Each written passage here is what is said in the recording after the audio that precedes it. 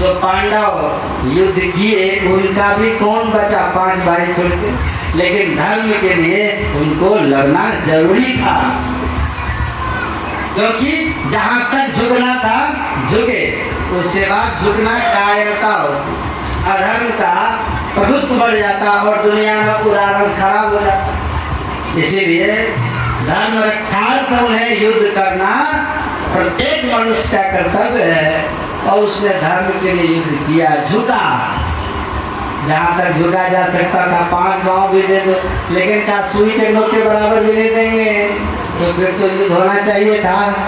यह मैं दुनिया को संदेश दिया कि काम भर बचा के भी अगर आप युद्ध से बच गए हैं तो समझिए फायदा में है। जब इस तरह से बोल रहे थे और एक प्रसंग सुना रहे थे, कौन? महर्षि वैशंपायन जी जन्मेजय। जन्मेजय ने कहा कि अच्छा एक बात बताइए महाराज, कि उत्तंक थे ऋषि और वो थे मनुष्य, कृष्ण थे भगवान के अवतार, नारायण थे। ये बात उत्तंक ऋषि को भी पता थी कि वो नारायण कह के उनका अर्चन बंधन करते हैं, अब फिर उन पर क्रोधित होकर उनको श्राप देने के लिए तैयार हो जाते हैं। समझ में नहीं आ रहा एक नर में इतनी साहस कहाँ से आया, इतना सामर्थ्य कहाँ से आया कि जानते हुए भगवान को श्राप देने लगा। और भगवान ने भी हाथ जोड़ के कहा कि मेरा पक्ष सुन लीजिए, फिर श्राप दीजिएगा, स्वीकार करूंगा। तो मुझे समझ में नहीं आया ये कैसे हो सकता है, नर ऐसा कर ले। तो उन्होंने कहा वैशंपायन जी महाराज ने, आप हे राजन, हे जन्मेजय, आप नर को इतना कमजोर मत समझिए। प्रत्येक नर में नारायण छिपा होता है। जो नर अपने गुरु की युक्ति से अपने हृदय स्थित नारायण को प्रत्यक्ष कर लेता है, उसमें नारायण की शक्ति आ जाती है और उसकी महिमा को नर नारायण भी संसार में प्रतिस्थापित करने के लिए, स्थापित करने के लिए अपने आप को उनके सामने निम्न दिखा देते हैं। नारायण भी कभी भगवान राम ने माता सबरी से कहा था, सातम सब महिमय जगत देखा, मोते अधिक संत कर लेखा, मोते अधिक संत कर लेखा।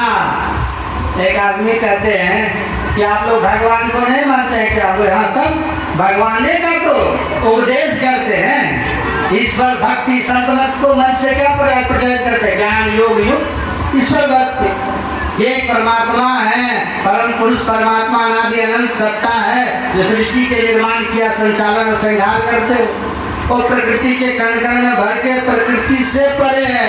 ऐसा आकाश 100 करोड़ आकाश को भर के, इससे भी प्रकृति पार प्रभु परमात्मा इस सब को भर के, इससे परे अनंत हो गए। उसी परमात्मा की अनुभूति के लिए तो हम लोग उपदेश करते हैं, और आप कहते भगवान को नहीं मानते।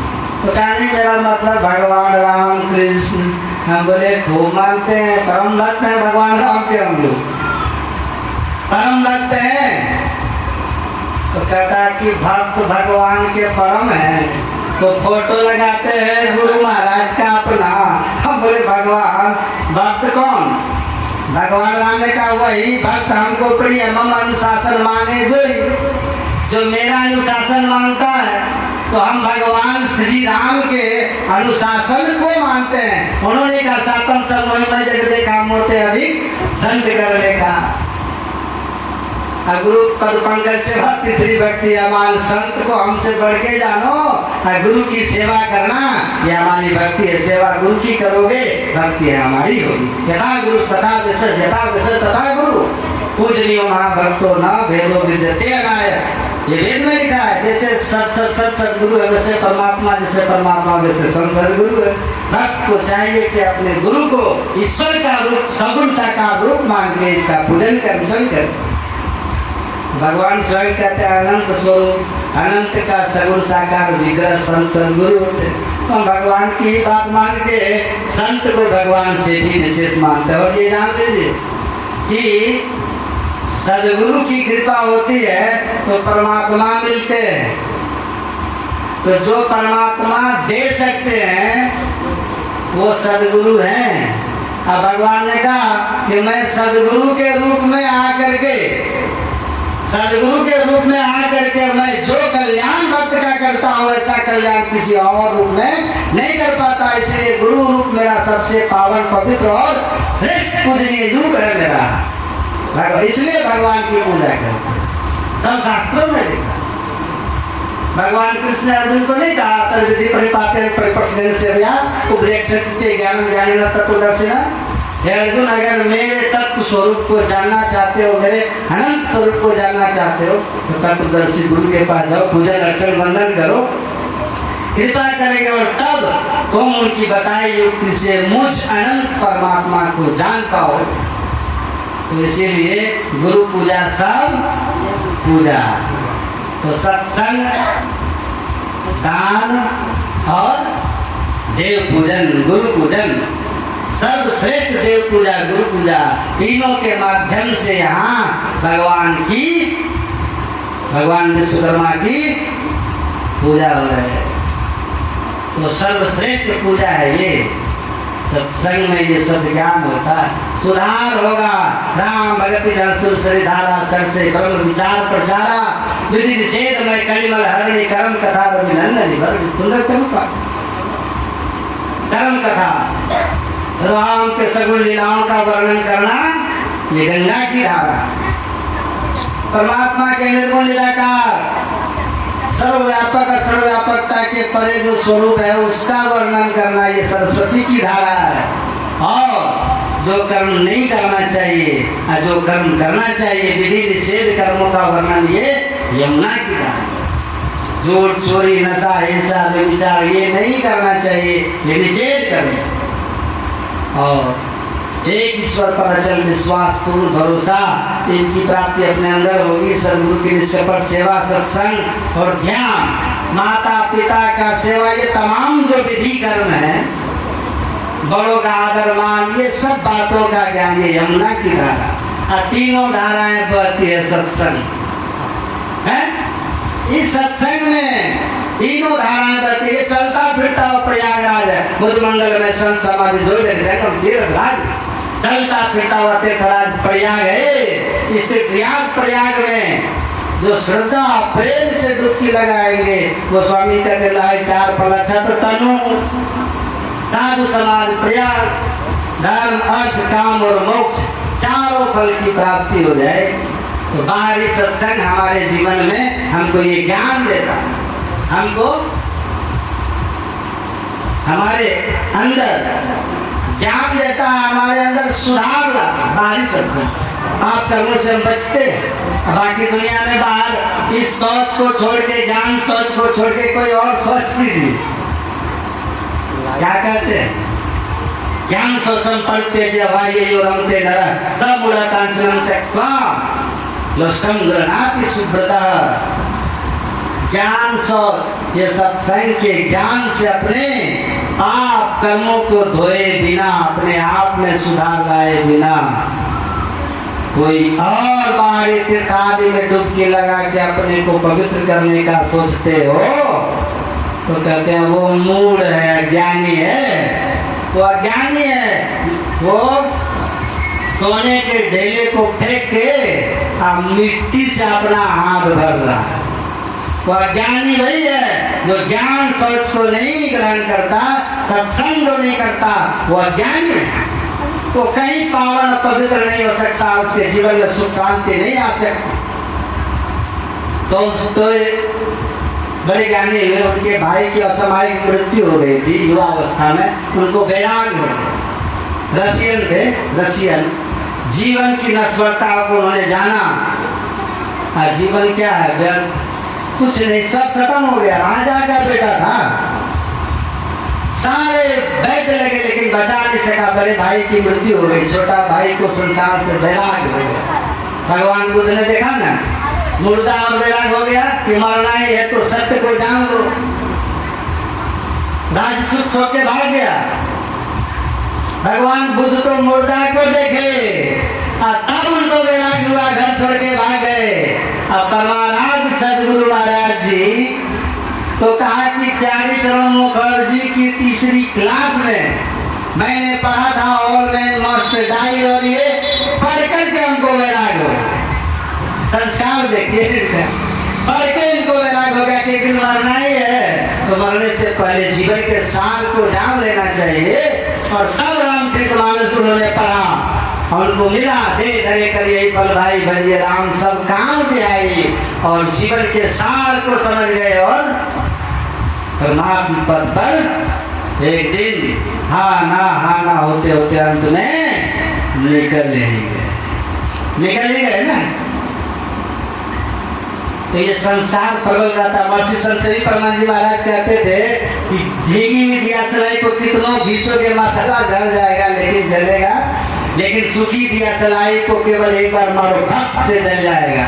वैसे जिन लोगों ने बारंबार जीवन पर्यंत सत्संग ध्यान करते हुए जीवन जिया हो, ऐसे लोग इतने संस्कारी होते हैं कि जब उनका अगला जन्म होता है तो बचपन से उसके अंदर में सब कुछ प्रत्यक्ष होता है। एक छोटी सी भी जीवन में ज्ञान की कोई घटना आ जाए, कोई परिस्थिति आ जाए, और वहीं से उनका जीवन बदल जाता है। भक्त से जल उठा जब ले तू गजब किया से पे बांधा हो रहा था, हरि भजन को चल दिया करे की ओर सुना और शादी छोड़ करके दादू दयाल के चरणों में रज्जब समर्पित होकर के भजन में लग गए। एक छोटी सी दिया सलाई की बात है, संस्कार की बात है। चलना है रहना नहीं रहना, चलना विश्वास सहजो कहाँ तक स्वाद पे कहाँ उठावे शीश, सहजो भाई बैरागी हो गई। बाकी जीवन भर सुनते हैं नहीं होता, पर सुनना व्यर्थ नहीं जाता, संस्कार जमा होता है। एक दिन रज्जब भी सहजो भाई भी सब लोग ऐसे ही रहे होंगे जैसे हम आप हैं। अरे जब हम एक दिन सूर्य जोनी में थे 84 लाख जोनी में, उससे आए मनुष्य में तो सूरज भी तो होंगे, आज मनुष्य है। तो धीरे धीरे संस्कार जमा होगा, एक दिन हम लोग भी महान हो जाएंगे। लेकिन याद रखिएगा, सत्संग की भट्टी में अपने को पकड़ के रखिएगा, इसको छोड़ दीजिएगा तब नहीं। नित्य प्रति सत्संग करते रहिए, कुछ मिले ना मिले, बाबा देवी साहब ने कहा कुछ मिले ना मिले, दिखे ना दिखे, नियम से ध्यान पर बैठते रहना, संस्कार जरूर जमा होते जाएगा। और यही संस्कार एक दिन अनायास भक्त से अंदर में जरूर उठेगा और ज्योति जग जाएगा, ज्योति दर्शन हो जाएगा। और दोस्त कोई ने कहा वैराग हुआ संसार की नस्बरता, कहते ज्ञानी अज्ञानी में क्या अंतर है? तो कहते हैं ज्ञानी और अज्ञानी में क्या अंतर है? जो बहुत ऊंचा पद पर है वो ज्ञानी है, जिसको कोई पद नहीं वो ज्ञानी है, या जो बड़ी शक्तिशाली है वो ज्ञानी है, जो कमजोर है वो ज्ञानी है। जिसके पास बड़ी ऊंची ऊंची डिग्रियां हैं वो ज्ञानी है, और जो पढ़ा लिखा नहीं है वो ज्ञानी है। जिनके पास बड़ी सत्ता है, एकदम पूरा इतनी बड़ी सत्ता की महाराजा धीराज बना हुआ, वो ज्ञानी है। जो प्रजा है वो ज्ञानी है। कहा कि नहीं, जो अमीर है वो ज्ञानी, और जो गरीब वो ज्ञानी। वो कहते हैं इन सब का ज्ञान और ज्ञान से कोई लेना देना नहीं है। झोपड़ी में रहने वाला रविदास के चरण में पीपा जी जैसे राजा को, काशी वाले को जाके झुकना पड़ता है। मसी कागज छियो नहीं, कलम गयो नहीं हाथ, जैसे कबीर के सामने सर्वाजीत जैसे महाविद्वान को झुक जाना पड़ता है। तो कहते हैं धन से, पद से, पैसा से, पोस्ट से कोई ज्ञानी नहीं होता। एक पुस्तक है बीत गई पर बीत न पाई, डॉक्टर राजेंद्र प्रसाद के सलाहकार थे, और वो डॉक्टर राजेंद्र प्रसाद उनको अपने साथे में विदेश ले जाते थे, क्योंकि वो कई भाषाओं के ज्ञानी। डॉक्टर ऐसे प्रताप नाम था उनकी। एक पुस्तक है बीत गई पर बीत न पाई, वो पुस्तक है कुप्पा घाट के लाइब्रेरी में। स्वामी सत्यप्रकाश बाबा तो उनके पास भी है, तो पुस्तक हमने पढ़ा, उसमें वो लिखे हैं। देखिए डॉक्टर एस प्रताप लिखते हैं, बहुत सारी भाषाओं को जानते थे, कई भाषाओं में उन्होंने पीएचडी की डिग्री ली। डॉक्टर राजेंद्र प्रसाद जो प्रथम राष्ट्रपति थे, उनके सलाहकार थे। कुप्पा घाट आश्रम में एक बार मैं महर्षि में ही परमहंस से मिलने गया था। मैंने उनसे कई संतवानियों पर उनसे चर्चाएं की, सबकी व्याख्या करते उन्होंने एक शब्द मुझसे कहा महाराज ने कि जीवन बीत जाएगा इन संतवानियों को बुद्धि से अर्थ लगाते लगाते लेकिन ना कभी सही अर्थ लगा पाओगे और ना कहीं कुछ अनुभव कर पाओगे। अंतिम बात आपको बता देता हूँ, बैठ करके ध्यान करोगे सब ज्ञान अपने अंदर में प्रत्यक्ष हो जाएगा। उनकी बात से छिड़ गए वो, कहाँ कई भाषाओं का PhD और राष्ट्रपति का सलाहकार इस तरह से हमको बता रहे। महर्षि जी हमको इस तरह से हमारे ज्ञान को छोटा कर रहे। फिर भी मैंने कहा कि आपको सब कुछ प्रत्यक्ष हो गया है। उन्होंने कहा गुरु महाराज जी से, तो गुरु महाराज मौन हो गए, कुछ नहीं कहा, मौन हो गए गुरु महाराज। और उसके बाद जाने का उनको प्रसाद दिए और कहे कि अच्छा ठीक है जाइए। तो साथ में जो लोग थे ना वो प्रणाम करने लगे गुरु महाराज को, तो वो भीतर से न चाहते हुए भी लोक लज्जा में उनको प्रणाम किया। उस पुस्तक में वो लिखे खुद, और जैसे ही उसमें बहुत सारे महापुरुषों से जो उनकी मुलाकातें हुई उसका वर्णन किए। कहते जैसे ही महर्षि में ही परमहंस जी का मैंने चरण छुआ, इतना जोर का करंट लगा जैसे बिजली का बहुत पावरफुल तार छू दिया हूँ। मैं बहुत दूर तक आया था, जाकर के दीवार में जाके सट गया। इतना तब महर्षि जी ने मुस्कुराते हुए कहा कि मुझे अनुभव है या नहीं, इस बात का अनुभव मैंने आपको करा दिया। तो पुस्तक में गुरु महाराज की महिमा कितने बड़े बड़े लोगों ने की है, इसको पढ़िए, थोड़ा दूसरों को भी झांकिए, तब पता चलेगा।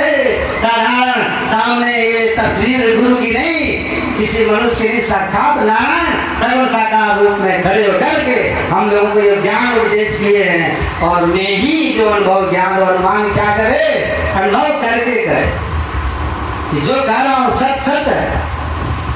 तो कहते हैं इन सबसे ज्ञान है, ज्ञान का कोई मतलब नहीं, धन से, पद से, पैसा से, पुष्ट से। ज्ञान है ज्ञानी का एकमात्र भेद करने वाला है, जिसको संसार से आसक्ति है। जो संसार में आसक्त है वो सब अज्ञानी है। चाहे पद कितना ऊंचा, डिग्री कितना ऊंचा हो, चाहे कितना भी समाज में मान सम्मान हो, चाहे शरीर का बल कितना भी बड़ा हो, ये सब अज्ञानी अगर उसके जीवन का लक्ष्य संसार है, संसार आसक्त है। और चाहे वो पढ़ा हो, चाहे वो अनपढ़ हो, चाहे वो अमीर हो, चाहे वो गरीब हो, महल में हो या झोपड़ी में हो, ऊंचे पद पे हो या बिना पद का हो, लेकिन अगर उसने अपने जीवन का लक्ष्य संसार के भोगों से अपने को ऊपर उठा करके परमात्मा की भक्ति को अपने जीवन का लक्ष्य बनाया है, और सत्संग ध्यान करते हुए अपने पाप कर्म से अलग रख के सत्संग अपने कर्तव्य कर्म का निर्वाह कर रहा है, तो उसको कहते हैं केवल वही ज्ञानी। और ये ज्ञान बिना सत्संग के कहीं नहीं। यहाँ सूत्र बना हुआ है, संत के पास जाने का कुछ सूत्र होता है ना, नियम है। क्या नियम है? 3 बात को ध्यान रखना चाहिए, 3 बात, दत्वा, नत्वा और दत्वा। ये 3 शब्द को ध्यान में रखना चाहिए। यदि किसी संत को आपका पता चले ना, किसी संत का आपको पता चले कि संत आए हैं, तो सबसे पहले तो रुकिए मत, चले जाइए उनके पास, दत्वा। यदि संत का पता चले कि कोई आए हैं तो दत्वा जाइए उनके पास, बहाना मत कीजिए। हमारे गुरु महाराज जी कहते हैं जिसके भीतर बहाना बने, जो बहाना बाजी करे, जिसका मन कतराए सत्संग में आने से, समझ लीजिए उसका पाप प्रबल हो रहा है। आज जिसके मन में लगा कि कब जाएं, तो समझ जाइए उसका पुण्य प्रबल हो रहा है। बोलिए श्री। तो सूत्र है कि पहले गत्वा, मतलब संत के पास पहले जाइए, जा करके आकर के खड़े मत रहिए वहाँ करना क्या चाहिए? नत्वा, वहाँ नतमस्तक हो जाइए, नमन करना चाहिए। आप उनके दरबार में आए हैं जिससे भगवान भी डरते हैं, अरे हाँ पलटू हरि उधो से कहे संत से मैं डरूं। इतना ही नहीं, आप और पढ़िए, देवता 33 कोटि संत से सब ही डरते। राम के घर के बीच काज सब संते करते। संत जो कर देते ना भगवान के घर में वही होता। सहजो हरि के मुक्ति है और गुरु के घर भगवान। माल मुलुक हरि देते हैं, माल मुलुक हरि देते हैं, हरिजन हरि ही देते हैं। संत भगवान ने दे देते हैं। जाओ संत जिनको चाहे ना किनको भगवान का दर्शन कराना है कहा देंगे, भगवान को करेंगे इनको दर्शन दीजिए, देना पड़ेगा। ऐसी बड़ी कथाएं हैं पुराणों में, शास्त्रों में की बड़ी बड़ी कथाएं हैं, देना पड़ता है। इसलिए पहला सूत्र तो यह है कि आप गत्वा सत्संग में आइए, पर जाइए और जाने के बाद वहाँ करके खड़ा मत रहिए, वहाँ नत्वा झुक जाइए, नतमस्तक हो जाइए। भगवान शंकर का वचन आप पढ़िए रामायण। यदि कोई व्यक्ति संत सदगुरु के पास जाए या भगवान के पास जाए और वहाँ जाकर के जेन नमत हरि गुरु पद मूला, जो वहाँ जाकर के नहीं झुकता है, नहीं नमता है, तो शंकर भगवान कहते ते सिर कटु तुमरी समतुला, उनका माथा तितलोकी के समान है। अभी जेन नमत हरि गुरु पद मूला, जो नहीं नमते हैं ते सिर कटु तुमरी समतुला, उसमें कटुता भरी हुई है। इसीलिए दूसरा सूत्र है नत्वा, यहाँ नतमस्तक हो जाइए। और नतमस्तक होकर के तीसरा सूत्र है दत्वा, वहाँ कुछ दीजिए, कुछ दीजिए। वहाँ साधु जोगी देखना, खाली हाथ ना देखना, कुछ दीजिए वहाँ। क्या दीजिए? ये कोई जरूरी नहीं रुपये पैसा दीजिए, हैं? देने वाले भी बड़े चतुर होते हैं। जाएंगे प्रणाम करके जेब से नोट की गड्डी निकालेंगे, गड्डी और 2000 को 500 की गड्डी निकालेंगे और सबको साइड करते करते 2000 साइड कर देंगे, 500 सबको साइड कर देंगे, 200 को साइड कर देंगे, नंबरी को भी साइड कर देंगे, 50 टकिया साइड, 20 टकिया साइड और 10 टकिया जब सड़ा हुआ वो निकालेंगे।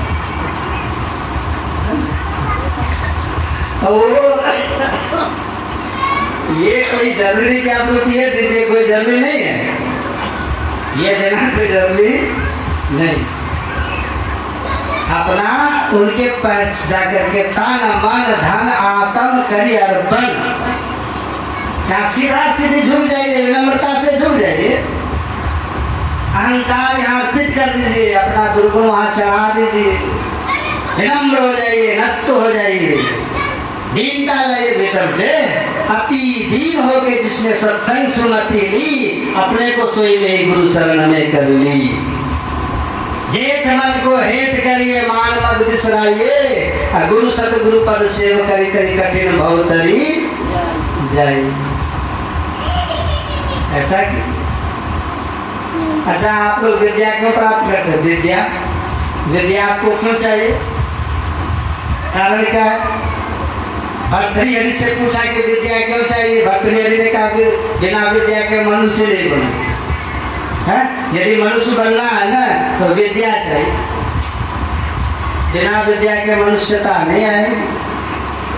और उन्होंने कह दिया ये सामने विद्या, देखिए ये सामने विद्या न तपो न दानम ज्ञानम न शीलम न गुणो न धर्म, हे मतलब के विभार होता मनुष्य रूपेण प्रयास चरंती। भर्तृहरि कहते हैं मानव तन तो मिला, लेकिन यदि मानव तन में रहने के बाद विद्या अर्जित नहीं किया है व्यक्ति, तो मनुष्य ही नहीं, तो मनुष्य ही नहीं है। अच्छा, विद्या किसको कहते हैं? विद्या बहुत ध्यान से सुनिएगा, खत्म करेंगे बस, मनु नहीं रहा है। विद्या किसको कहते हैं? एक होती है विद्या और एक होती है शिक्षा, ठीक है? दोनों में फर्क है कि नहीं? फर्क है, शिक्षा और विद्या में फर्क है।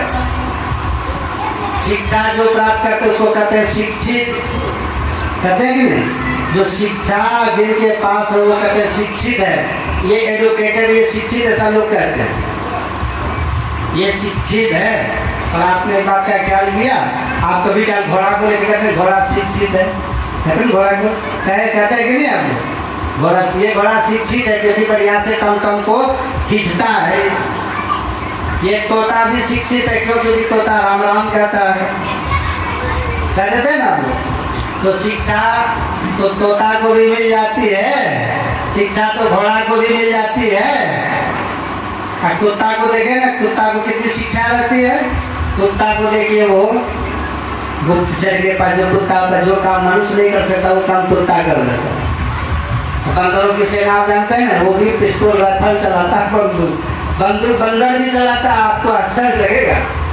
तो शिक्षा की बात अलग है, शिक्षा अलग है, शिक्षा अलग है और विद्या अलग है। विद्या किसको कहते हैं, जब शिक्षा के संग में संस्कार जुड़ जाता है तो वही विद्या का है। संस्कारहीन जो शिक्षा है वो शिक्षा, वो तो पशुओं के पास भी होती है, वो तो तोता मैना के पास भी होता है।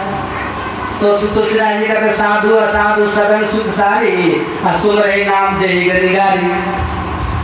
साधु के घर का जो तोता मैना होता है वो राम राम करता है, कितनी शिक्षा उसको मिली है। असाधु के घर का जो तोता मैना होता है वो गाली देता है। तो शिक्षा तो उनको भी है। भर्तृहरि ने शिक्षा की बात नहीं की। भर्तृहरि कहते जिनके पास विद्या है। अब विद्या का लक्षण क्या है, विद्या की पहचान क्या है,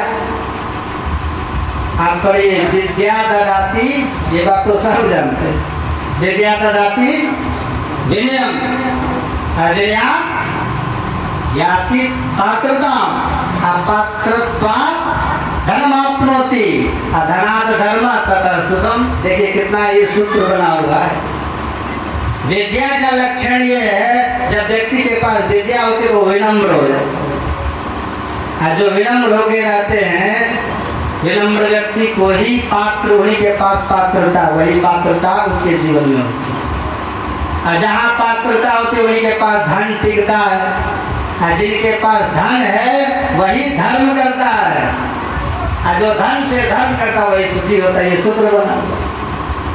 धन किसी के पास बहुत है, लेकिन यदि धन से धर्म नहीं करे तो सुख नहीं।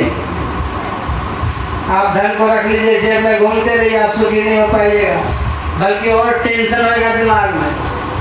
तुलसीदास जी कहते वो गए प्रकार प्रेत पावक जो धन, जब तक धन है तो तब प्रेत की तरह नाचते रहिए, और धन कमाने की एड़ी छोटी का पसीना एक करते रहिए, और जब धन हो जाए तब आग की तरह जलते रहिए, धन की रक्षा करने के लिए। ये दोनों तरह से दुखी देता धन। यदि उसी धन से धर्म किया जाए तो सूत्र बना धनात् धर्म तथा सुखम। धन से धर्म होता फिर उससे सुख मिलता। तो मूल में देखिए विद्या का परिणाम क्या होता। रावण के पास विद्या थी लेकिन विनम्र था वो। रावण विनम्र नहीं था। ज्ञान तो चारों वेद का था उनके पास, चारों वेद पढ़ा था। ब्रह्मा जी से चतुर्वेदी कहलाता था रावण, चतुर्वेदी। शंकर भगवान ने कहा रावण तुम किसी को प्रणाम क्या नहीं करता है जी, कम से कम मुझे तो प्रणाम करो। रावण ने कहा हम प्रणाम नहीं करते, हम किसी से छोटे रहेंगे तो हम प्रणाम करेंगे। अब पढ़ा है चारों वेद। शंकर भगवान कह रहे ठीक है किसी को नहीं करते, कम से कम हमको तो प्रणाम करो। मैं तेरा राज हूँ, मैं तेरा गुरु हूँ, मुझे तो प्रणाम करो। रावण ने कहा हम किसी को करते ही नहीं, तो आपको कैसे करें? अरे मुझे तो करो। आप पर ये महापुरुष ऐसी कथा सुनाते हैं। रावण ने क्या किया, जहाँ शंकर भगवान बैठे थे ना कैलाश पर, पूरा कैलाश को उठा करके अपने माथे पे रख लिया और कहा कि शंकर जी आपका पैर मेरे माथे पे आ सकता है लेकिन मेरा माथा आपके पैर पर नहीं जाएगा। कितना टेढ़ा है, टेढ़ा देख रहे हैं। जो झुकता है उसमें जान होती है, जो नहीं झुके वो मुर्दों की पहचान होती है। लेकिन विद्वान जो विद्यावान होते हैं वो विनम्र हो जाते हैं। विनम्र क्यों होते हैं? आप पढ़िए रामायण में, हनुमान चालीसा पढ़िए। विद्यावान कौन होंगे? विद्यावान जो होंगे ना, गुणी, अति चातुर, भजन वो निश्चित रूप से करेगा। यदि इतना नहीं कर रहा तो समझिए उसके पास विद्या है, ये नहीं है, वो शिक्षित है, घमंडी है। विद्यावान गुणी अतुर चातुर, काम काज करने को आतुर। तो विद्या जड़ में विद्या है, अब विद्या होगी तो वो चतुर भी होगा। चतुर का लक्षण क्या? एक चतुर होता है उसको धूर्त करते, क्या बोलते हैं उसको? धूर्त। तो विद्यावान आदमी धूर्त नहीं होता। वो कैसे चतुर होता पता है? तुलसीदास जी लिखते हैं, चतुर शिरोमणि तेई जग माही, जे मणि लागे सो जतन कराए। राम भगति चिंतामणि सुंदर बसे, गरुड़ जाके उरंतर। हे गरुड़ जी, जो राम की भक्ति रूपी चिंतामणि के लिए प्रयत्न करे वो चतुर शिरोमणि है। और ये चतुरता जीवन में तब आती है जब व्यक्ति के जीवन में विद्या। और विद्या कब आती है? गुरु गृह गए पढ़न रघुराई, अल्पकाल विद्या सब आई। मास्टर बन के पढ़ाइएगा तब काम नहीं होगा। मास्टर साहब तो खैनी भी खाते हैं। बच्चे से कभी जाके पूरी आ गया तो दुकान से वो, अब बच्चा मास्टर साहब के लिए भी लेता है, अपने लिए भी ले लेता है। तो मास्टर से विद्या, मास्टर से शिक्षा मिलेगी। इसलिए तुलसीदास जी लिखते हैं, जो गुरु के पास जाए, जो गुरु से जुड़ के रहे हैं वो गुरु किनको कहते हैं? सब सुन रहे कि नहीं? कभी कल शरीर रहता है, सत्संग में मन चल जाता है घर, तब रंग नहीं चढ़ेगा। तन के साथ साथ मन भी यहाँ होना चाहिए। देखिए भगवान का उद्देश्य है सत्संग करें हम लोग, अब बड़े प्रेम से सत्संग करें, बड़ी श्रद्धा से सुनिए। और सत्संग सुनते सुनते करी सत्संग, सत्संग भी कीजिए और गुरु खोज करिए। गुरु की भी खोज करते थे, क्योंकि राम भगवान कहते हैं, गुरु पद पंकज सेवा तीसरी भक्ति हमार। यदि जीवन में गुरु नहीं होगा तब भजन शुरू होगा, तब भजन नहीं शुरू होगा। आपने यहाँ कहावत क्या है? कहावत है, गुरु तो रोजाना पानी पियो छान। बहुत सोच समझ के गुरु कीजिए। पान दिया, फूल दिया और दिया पैसा, और 3 फूक फूक दिया बैलों की भैंसा। इससे काम चलेगा? लोभी गुरु और लालची चेला, दोनों नरक में ठेलम ठेला, दोनों जाएगा। हरे शिष्य धन शोकना हरई, असो गुरु घोर नरक में पड़ई। आनर गुरु बता चला, मांगे केला दिए डेला। ऐसे गुरु से काम नहीं चले। इसलिए कहते हैं, गुरु करो जाना पानी पियो हाँ। एक आश्रम में बाबा रहते थे, करके खत्म करते। एक लड़का वहाँ गया, कहा बाबा हम आपको अपना गुरु बनाएंगे और आप ही के आश्रम में हम रहेंगे। तो बाबा भी वही कान फूका थे बेचारे, कान फूकने वाले जानते हैं ना, इधर है कि पान दिया, फूल दिया और दिया पैसा, 3 फूक फूक दिया बैलों की भैंसा। हमारे गुरु महाराज कहते हैं, आजकल लोग दीक्षा देने के बदले कान फूकने लगे हैं। और कान में कहना क्या चाहिए वही बात को भूल गए, तो कान फूकने से कुछ होगा? लड़का बोला कि बाबा हम भी आपके आश्रम में रहेंगे, कृपा कीजिए। कहा ठीक है रहो। लड़का रहने लगा तो साधु ने कहा कि देखो तुम मेरे आश्रम में रहते हो तो बिना पूछे कोई काम मत करना, कुछ भी करो तो पहले थोड़ा पूछ लेना, तब पूछ के जो कहें जैसा कहें वैसा करना। कहा ठीक है बाबा। अब कहीं जाना था सत्संग में बाबा को, तो खेजड़ी लिए, करताल लिए, जो था उनके पास, झोला लिए, कमंडल लिए, चल लिए। और उस समय तो घोड़े की सवारी होती थी। अब चल दिए, गुरुजी बैठ गए घोड़ा पर, और चेला था जवान तो पीछे पीछे चल रहा है। रास्ते में गुरुजी के जेब में कुछ पैसा वैसा था तो जेब से गिर गया। जेब से गिरा तो पैसा गिर गया। और जब सत्संग स्थल पे गया तो जेब में देखा गुरुजी के जेब में पैसा ही नहीं है। तो लड़का से पूछा, अरे जेब में पैसा था क्या हुआ? कहा गुरुजी तो रास्ते में गिर गया। तो तुम उठाया नहीं जी? क्या गुरु महाराज आप बोले थे बिना पूछे कोई काम मत करना, तो हम कैसे उठा लेते? हाँ बिना बोले थे बिना पूछे कोई काम मत करना, तो कैसे उठाते हम? अरे तुम साथ में रहता है, कुछ गिरे तो उठा लेना चाहिए ना। कहा ठीक है सरकार, अब आगे से ध्यान रखेंगे, कुछ गिरेगा तो हम उठा लें। हाँ ठीक है।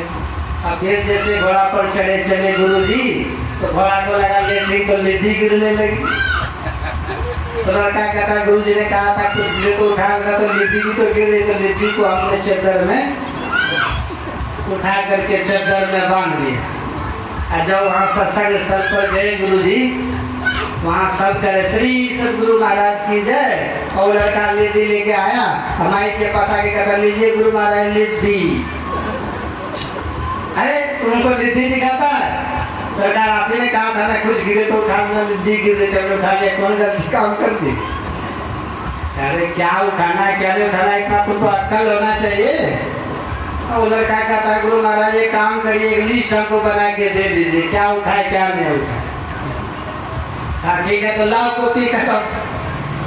तो कॉपी कलम लिया, और वो भी वो कन्फोका थे बेचारे, लिस्ट बना करके दे दिया, रुपया पैसा गिरे उठा लेना, कलम कपड़ा गिरे उठा लेना, टोर्च गिरे उठा लेना, कलम गिरे उठा लेना, कॉपी गिरे उठा लेना। एक लंबा सा लिस्ट बना करके उसको थमा दिया। वो भी लड़का लेके चपेट के जेब में धर दिया। अब चले वहाँ से, तो आगे में एक नाला पड़ता था, नाला में पानी था कम और कीचड़ था ज्यादा। अब जैसे वहाँ पर घोड़ा तो छलांग मार के पार करेगा ना नाला को, जैसे घोड़ा छलांग मारे नाला को पार करने के बाद बबे ऊपर से गिर के नाला में गिरे। अब बाबा जैसे नाला में गिरे तो कहते बेटा देखो मैं नाला में गिर गया, मुझे निकालो। लड़का कहता है ये गुरु महाराज देखते हैं लिस्ट में आपका नाम है कि नहीं, क्योंकि लिस्ट तो आप ही बनाए ना, आपका नाम देख लेते लिस्ट में है कि नहीं। अब लिस्ट में उसका नाम तो था नहीं। लड़का एक बार पढ़ा, कहता गुरु महाराज माफ कर दीजिएगा, इसमें आपका नाम नहीं है, निकालो जल्दी, हमको पढ़ा कर तो रहा। ठीक है फिर से पढ़ लेते हैं, ठहरिए। दोहरा के पढ़ा, तेहरा करके पढ़ा, उसमें गुरु जी का नाम था ही नहीं। कहा गुरु महाराज माफ करिएगा, आपने अपना नाम इसमें लिखा ही नहीं, आप पढ़े रहिए, मैं चलता हूँ। चला वहां से चला गया, गुरु जी उसी में जाके मर के वो खत्म। इसी को कहते लोभी गुरु लालची चेला, दोनों नरक में ठेलम ठेला। आनर गुरु बता चेला, मांगे केला दिए ढेला। तो ज्ञान कहे ज्ञान बिनु, तम बिनु कहे प्रकाश, निर्गुण कहे तो सगुण बिनु सो गुरु तुलसीदास। जो गुरु आंख बंद करने के बाद जिसको भीतर का अंधकार नहीं दिखे वो गुरु। यदि चेला को भी अंधकार दिख रहा है और गुरु को भी अंधकार दिख रहा है, तो समझिए वो गुरु चेला दोनों बराबर नहीं है, वो गुरु चेला का समझ। जिसके भीतर ज्ञानता नहीं, जो ज्ञान की भूमि पर रहता है, जो निकाल से ऊपर उठे हुए ऐसे महापुरुष यदि कोई मिले, तब वो गुरु क्या करेंगे? सतगुरु पशु मानुष करे, मानुष थे सिद्ध सोए, दादू सिद्ध थे देवता, देव निरंतर। सतगुरु जब मिलते हैं तो आपको मानव बनाते हैं। तब दृष्टि योग, ज्योति योग, बिंदु ध्यान की विधि आपको मिलेगी।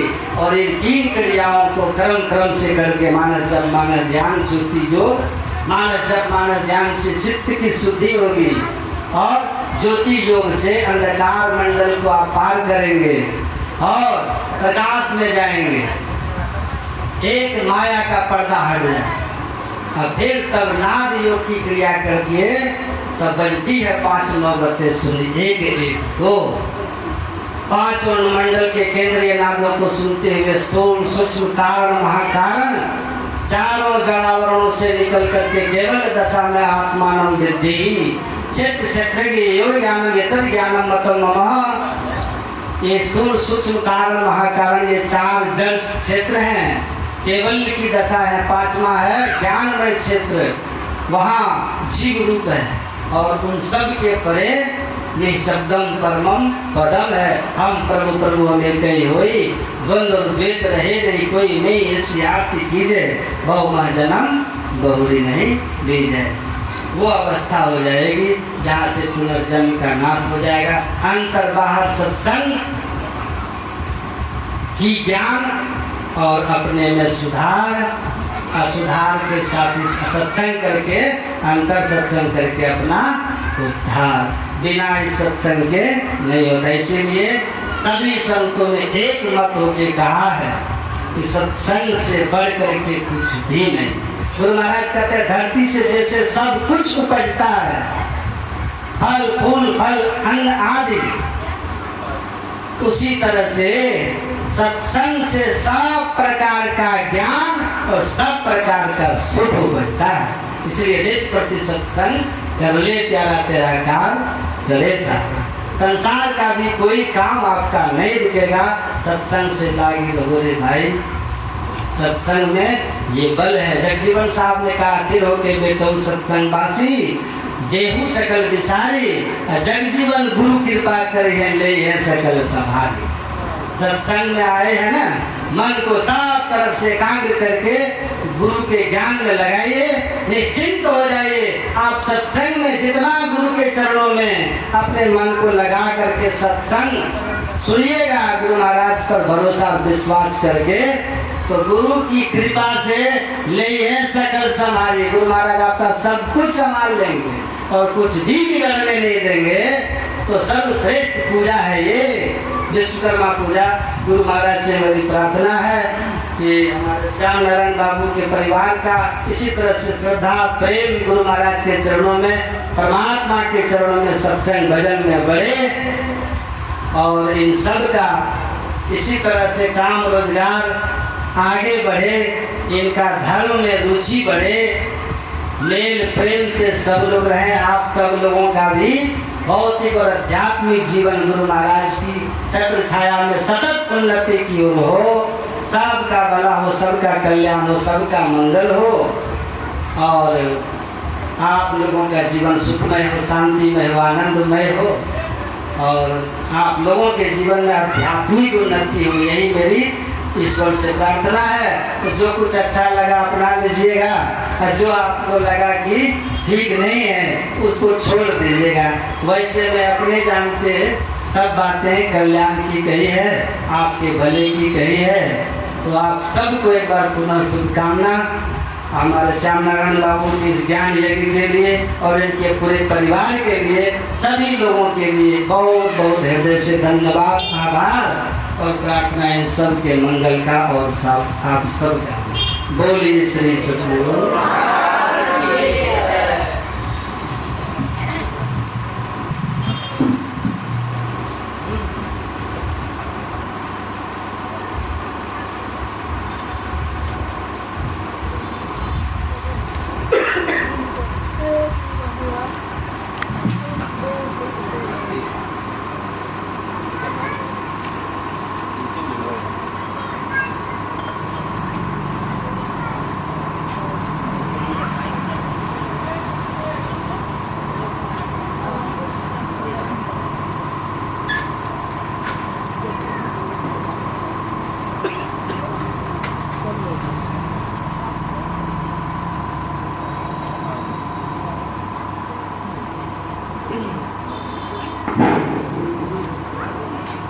श्री सद्गुरु महाराज की जय।